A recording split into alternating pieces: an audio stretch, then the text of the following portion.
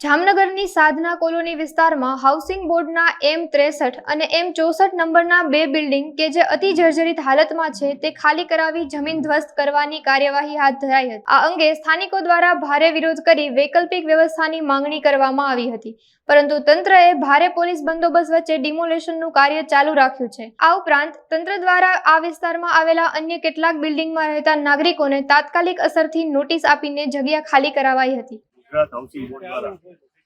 સાધના colony ખાતે આવાસ બનાવવામાં આવેલા છે, જે ઘણા જૂના હોય તેમજ સર્જરી હાલતમાં હોય તેવા બ્લોક્સને ફક્ત નોટિસ આપી ખાલી કરવા સૂચના આપવામાં આવેલી હતી। તેમજ જે અતિ જર્જરિત હાલતમાં હોય તેમજ રિપેર થઈ શકે તેમ ના હોય તેને ખાલી કરી અને